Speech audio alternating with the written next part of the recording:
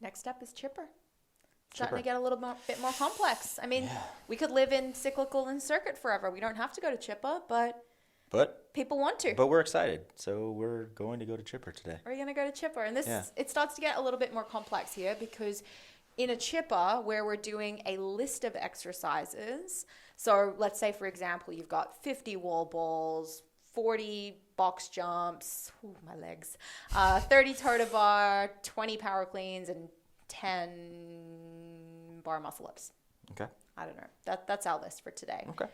It's a big, long list of work for people to work through, and they're probably not going from start to finish at a steady pace, completing that whole thing in one go. That set of 50 wall balls, for example, they're going to have to strategize to be able to break them up into smaller sets and do it in a way that they're not affecting negatively what comes next. So they're not totally gassing themselves with a wall ball and they have to take 30-second break before they get to their wall balls.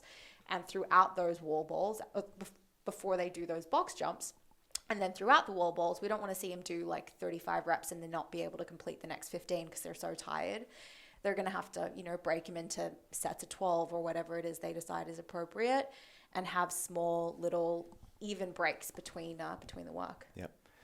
Yeah. Exercise selection still matters a lot. Muscle endurance should be the limitation in chippers.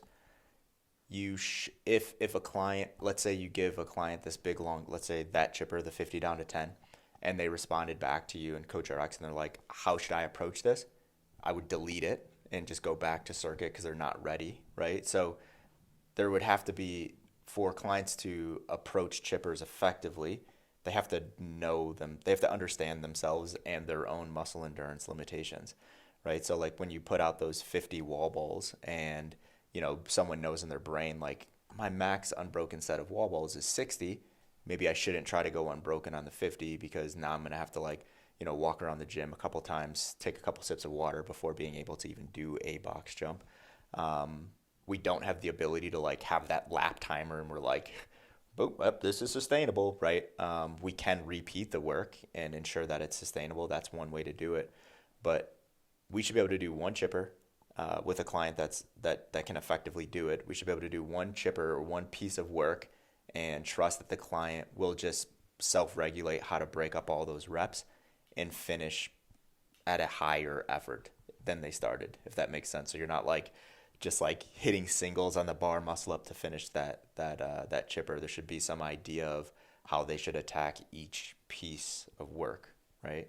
So when you say that immediately, and this is just how my brain works, I'm like, all right, I'm gonna go 30, 20 on the wall balls, the box jumps. I'm just gonna go steady pace, boom, step down on what were the 30? The 30 was a toe to bar? Yeah, the toe to bar, I'm gonna go 10, 10, 10. Because I'm probably thinking about the bar muscle up and how that's so similar to the toe to bar. What was it, 20? Power clean. The power clean, depending on the weight. I'm probably just going to go singles, really fast singles.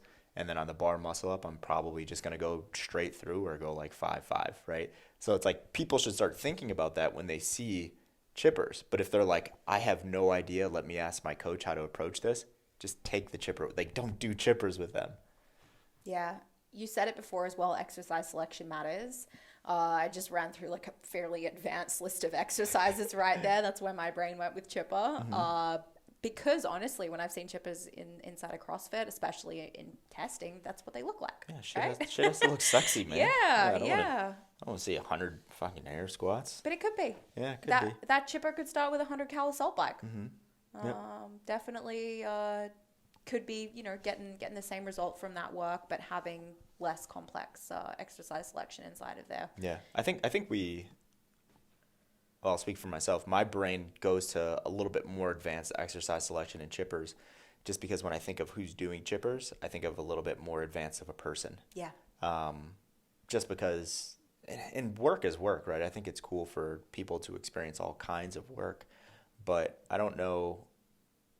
I'm not giving these big robust chippers with, super simple exercises to everyone and saying okay, get after it, because those people are probably people that couldn't approach it like a in a way where they can start to self-organize how they're going to break that work up. So I would fall guilty to that as well. As when I think of chipper, I think of more complex exercises. Yeah, and I mean, reality as well is like from a program design efficiency perspective as a coach, and then for the less advanced client who's looking at their program and who doesn't have the ability to know this is going to take me 17 minutes because I know I'm going to take this much time on this thing and this much time on this thing.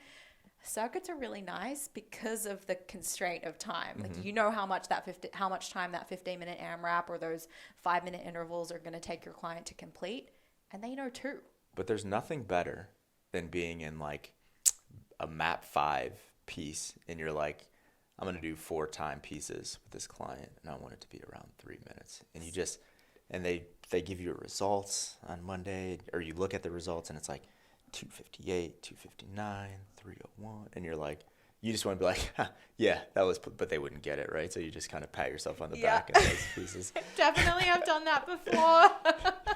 Or, the MAP 6 work ended up being 7 minutes long instead of 5. Yeah. You're just like, oh yeah, that was the point. Yeah, we're trying to do that. And that's why you learn and adjust your program every single week, guys. Yep.